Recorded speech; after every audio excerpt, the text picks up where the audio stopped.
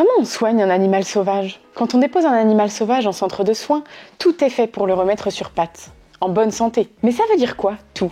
C'est le capacitaire du centre, c'est-à-dire la personne responsable des animaux, qui va décider des soins à apporter en fonction des maladies ou des blessures observées pendant l'examen clinique. Ces soins seront adaptés tout au long de la convalescence, en fonction de l'évolution de l'état de santé de l'animal. Par exemple, un oiseau avec une aile luxée aura un bandage pour que l'aile se remette bien en place, bandage qu'il faudra changer régulièrement. Puis, dans un second temps, il aura des séances courtes de rééducation, un peu comme chez le kiné. C'est-à-dire que les soigneurs lui bougeront l'aile chaque jour pour qu'il retrouve toute sa mobilité. Enfin, l'oiseau sera placé dans une grande volière pour qu'il puisse s'entraîner à voler et qu'il se remuscle l'aile. Parfois, les blessures peuvent être plus graves et les animaux ont besoin de soins plus poussés, comme une chirurgie pour poser une broche par exemple.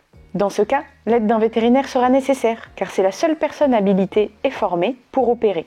Mais il n'y a pas que les blessures. Soigner un animal sauvage, ça passe aussi par donner des médicaments, des antidouleurs, des anti-inflammatoires, antibiotiques, antiparasitaires ou des vitamines, par voie orale ou par injection, d'appliquer des produits désinfectants, cicatrisants ou antiparasitaires, de faire des bandages ou de poser des attelles, de faire des séances de rééducation, ou tout simplement s'assurer qu'un petit se développe bien jusqu'à son relâcher. Les animaux sont placés dans des espaces adaptés.